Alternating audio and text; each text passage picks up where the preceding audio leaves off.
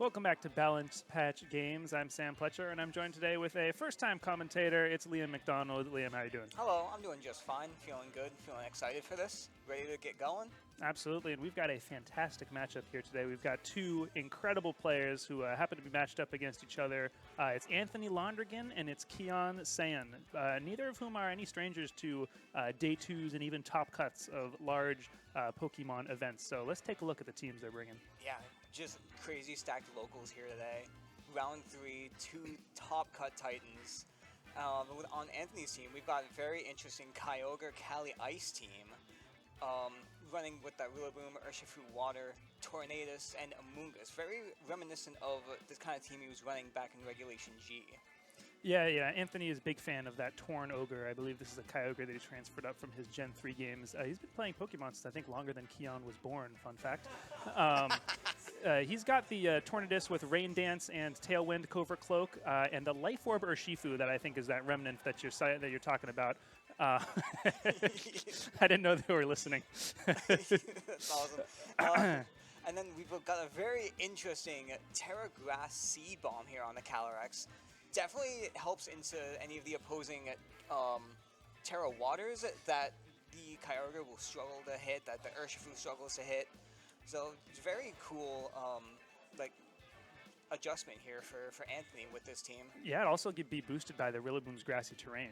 Looking on the other side, Kian's team, you will also see a Calyrex Ice Rider, but instead this one's paired with a Miraidon, so we'll have a little bit of terrain wars. Kian's also rocking the Grimmsnarl, so that always gives the kind of image of a much bulkier team because it can set up those screens. I wouldn't be surprised if this Miraidon isn't max speed. Instead, it's one of those slower, bulkier specs Pokemon that can hit a big Volt Switch and then maybe come back in under Trick Room. Another thing to note here that his Calyrex does have a grass move, but is not Seed Bomb. It is Leech Seed, something that has become very popular recently, and I believe just won a special event over in Europe today. Yeah, and it's been cropping up a lot. It also did very well in the GC that happened this past weekend. Definitely the perfect kind of set to pair with this Grimmsnarl with the screens because it's bulky, it's getting that HP recovery back, especially with the leftovers too, so it just becomes so much harder to KO as the game goes on. Pair that with like the Choice Band Urshifu, the Choice Specs Miraidon, and even that Landorus to really punch holes through the opposing team. Like, this is a really well-balanced team. Yeah, and if you want to be, resisting Miraidon's attacks are hard enough. But if you want to bring ground type to be immune to electric, then you have to deal with Surging Strikes and Glacial Lance. If you want to be a grass type, then you got to deal with that Glacial Lance. You got to deal with the Incineroar's Flare Blitz. So just very well-constructed team by Kian as both trainers are trying to decide which Pokemon they want to bring to Game 1. A lot of interesting questions around speed tiers here. Kian, with that bulkier spread, you wonder if the Choice Band Urshifu is on the slower side. You wonder if the Calyrex is going to be minimum speed to take advantage of Trick Room. Landorus is always kind of a wild card, and he could be one of those people who runs max speed Incineroar. I know Anthony's known to run max speed Incineroar, so I wonder if Kian kind of took that off of his plate. Yeah, that's a big thing with this kind of matchup is who has the faster Incineroar. If it's I lied. Anthony does not have Incineroar, so the Rillaboom out here will definitely be guaranteed outspeeding to win that Fake-Out war. And we do see Incin on the lead with Miraidon next to the Rillaboom and Kyogre from Anthony's side. Yeah. So, like I was mentioning, this is a nice Fake-Out win on Anthony's end at the very least, while also winning the Terrain war. Yeah, we do see these abilities proc, in speed order, and we see the Intimidate going before the Grassy Surge. So it could really be a situation where this Assault Vest Incineroar is max speed and have the faster Fake Out, but I guess we'll have to wait to confirm. On Kian's side, on Anthony's side, it is a big deal that the Rillaboom will establish terrain supremacy first, so the Miraidon's not going to be hitting as hard as it otherwise could, making it likely that we're going to see a Volt switch out and bring something else in. But we'll see what both trainers lock in here for their turn 1. Yeah, the Kyogre is in a fairly interesting position here since it's directly threatened by this Miraidon. And it's not Assault Vest or anything, so even without the Electric Terrain, that Volt Switch is going to do crazy damage. So I'm definitely in an awkward position. And with the Fake Out, as we saw the Instant going faster, yeah, Anthony's wanting to switch it out here, out into the Amoonguss. So that way, if the Volt Switch goes out into that Amoonguss, it's not taking a whole lot of damage. and it's just putting Anthony in a nice position. Yep, there's the fake out. Yeah, one interesting subplot with these terrain wars here is we do see Anthony reveal the Amoonguss, is that if the grassy terrain remains up, Amoonguss can put things to sleep. And a lot of times Miraidon teams are structured around the assumption that electric terrain will be up. So you don't see a lot of items like safety goggles, for instance, that will allow you to combat the Amoonguss's Spore. However, when you pair the Amoonguss with the Rillaboom, yes, you do stack grass types, but it also gives you the opportunity to overwrite the electric terrain and then put things to sleep with Spore, which the Miraidon team might not be equipped to deal with, since, as I said, they really just rely on Miraidon keeping that electric terrain up. Yeah, as a big Miraidon player myself, I definitely know safety goggles nowhere to be seen, Terra Grass almost nowhere to be seen. So Amoonguss is a huge threat here without the electric terrain. We do see a Terra coming out onto that Instant with the Terra Bug. Definitely here to resist the potential Water Spout coming out, because this is the kind of position where Amoonguss can go for Rage Powder here to draw away this Volt Switch, so Kyogre just gets a free Water Spout here because it's going to take no damage coming into this turn. Anthony in an excellent position to start. The Amoonguss is really able to do whatever it wants. It can redirect moves with Rage Powder, or it can put things to sleep with Spore. Deciding to click the free Water Spout button, and no matter what Kian brings in here, it's going to have to take a full power Water Spout because the Miraidon needed to Volt Switch out in order to reestablish terrain. So I think Kian's just taking his time and trying to decide what on his team wants to come in. Even his resist in Urshifu is going to take a ridiculous amount of damage. Miraidon can't come in because it just came off the field. So I think it's just a question of what do you want to sack? Yeah, that's a big question. Like the only things that I think can even take the hit are his Urshifu and the Kali Ice, but neither of them still want to take the hit because that's a huge chunk of damage coming out down onto them. The Kali Ice definitely probably the safer bet here. But okay, it's coming with the Urshifu coming out here. It makes sense with the resist. But that's still, that's almost taking it out. Yeah, and the other issue is here, we got a Terra Bug U-turn. Let's see that. Look at that proc. Look at that damage. Taking the Rocky Helmet, and now it's going to drop. So valiant effort from the Incineroar, getting that little bit of extra chip thanks to the Terra Bug boosting the power of the U-turn. But right now the Amoonguss is just in a fantastic position, able to redirect any move that comes out from the Urshifu, as well as whatever comes in, likely the Miraidon coming back to establish its terrain. Kyogre could just be free to go to another Water Spout, but I wonder if the Miraidon comes in, if a Draco Meteor plus some Surging Strikes into the Kyogre is going to get enough damage to kind of swing the trade back into Kian's favor. But overall, I would say excellent beginning of the game for Anthony, maneuvering his way around to get that free Water Spout. Yeah, and even though the Instant went down there, it still did the job of giving Kian this big switch in. So he's thinking hard about this. And looks like he is sending out this Kali Ice Rider, which is, it makes sense because he can now directly threaten both the Amoonguss and the Kyogre with the wild spread move of the Glacial Lance, and with the Urshifu being Choice Band here, getting a big U-turn off potentially into the Amoonguss to bring the Miraidon back in to resist anything that the Kyogre would want to do. Excuse me. Like, this is still a relatively decent position for Kian, despite losing his Instant off that Rocky Helmet. Yeah, and since the Kyogre hasn't taken any damage yet, we did not get confirmation of the speed tiers from the grassy terrain recovery, so we don't know for sure whether the Urshifu or the Kyogre is faster. Urshifu, of course, naturally faster Pokemon, but on a bulkier team such as Kian's, might be trained to be a little bit more slower and on the bulky side. We do see the Miraidon coming back in, so that will take away the grassy terrain from the field and make it so that Amoonguss cannot put anything to sleep. However, it did not go for Spore this turn, went for Rage Powder to try to redirect the move from the Urshifu. Very safe play, and it'll let this Kyogre unleash another full power Water Spout. Kian, already having used his Terra on the Incineroar, cannot protect the Calyrex from taking full damage. Glacial Lance is going to come out, finish off the Amoonguss, and do a nice little chunk to the Kyogre. We'll see if that's enough damage to try to swing the momentum back into Kian's favor. Yeah, it's a good chunk for sure. It's definitely weakening the power of that Water Spout. I think it is still going to be stronger than his Origin Pulse. But now, what he can do is bring out this Rillaboom, which will now give fake out pressure into that Miraidon to let the Kyogre still get off any free moves. Because now with this Calyrex being as low as it is, it still might go down to this Water Spout without Terra, and then he can't switch in the Urshifu for the same reason. Yeah, Fake Out's a pretty free move here because no matter what, Kian doesn't have anything that he can switch into the Water Spout. The Urshifu's already taken so much damage. It may just be a sacrificial lamb at this point. Anthony really showing his expertise with Kyogre.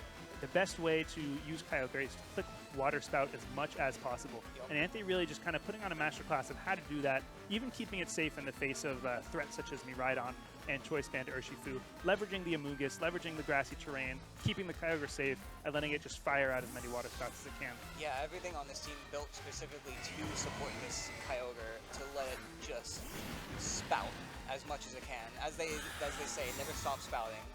That's their big signature. Yes, and so here comes the Urshifu coming in likely just to feint. We see a Water Spout coming out from Kyogre. That's going to pick it up. Kian will once again overwrite the terrain once the Miraidon switches back in. But after that, there's no more wiggle room, no more movement that he can do. So the terrain will be locked. If Anthony wants to switch out the Rillaboom, let something else come in and take damage, then once Rillaboom comes back in, we're dealing with grassy terrain for the rest of the battle. But one thing we haven't seen yet is Anthony's fourth Pokemon. So the fate of the battle might depend on who Anthony has in the back and whether it can stand up to this still fantastic type coverage combo, the electric attacks from the Miraidon, the ice attacks from the Calyrex. We'll see if Anthony still has enough kind of defensive utility to survive. Yeah, that was a very well played sacrifice by Kian to get the electric terrain back up in his favor, which leaves the Rillaboom now without a fake out in a slightly awkward position where it can no longer protect the Kyogre. But we just see a Draco Meteor coming out directly into that Rillaboom, which survives the Assault Vest, giving it just enough bulk to lift these crazy huge hits. And the Water Spout being enough to continue to take out that Calyrex Ice, leaving the Miraidon low enough for this Brook Hammer to come out and pick up the final hit. Yeah, risky play by Anthony, leaving Kyogre unprotected in the face of a Miraidon. But Kian deciding to try to make a read, try to expect the Kyogre to play defensively and take out the Rillaboom. Doesn't get it in one hit, and lets the Kyogre just launch another Water Spout, which spells the end of his Calyrex Ice. So really fantastic play from Anthony there. Again, just showing the power of Kyogre and what it can do if it's allowed to click Water Spout as much as it wants. So now how do you think Kian can kind of turn things around in Game 2? That is an interesting question. I think Kian definitely has the right idea with, I think he is leaning very heavily on this Miraidon with the terrain control being a direct threat to the Kyogre. And I think it is slightly tough when he's like, the support that Anthony is giving Kyogre to freely click Water Spout as many times as possible does make it difficult. And I think for Kian, maybe he just needs to try and put as much pressure onto this Kyogre as possible. So like leading with any big fast attackers like that Miraidon, even with the risk of a Amoonguss or Rillaboom lead. Or even just like having the Grimmsnarl on the lead to threaten like a Thunder Wave or Light Screen to give his team some more bulk to really help survive these hits, because that Calyrex Ice was still taking well over half of its HP to that Water Spout, and we know how bulky that Pokemon is. Absolutely. I think one kind of key aspect of Game 1 was using Terra very early on the Incineroar, and it didn't really help. It let it survive one turn of Water Spout, but even then it just dropped to Rocky Helmet chip after a single hit of damage, and after that the Terra was just gone. So I think Kian would definitely prefer to get more use out of his Terra. As far as other Pokemon that he could bring, I don't think Landorus can come to this matchup. You're facing a Kyogre, you're facing a Calyrex Ice. Those are the two restricted Pokemon that Landorus just cannot deal with.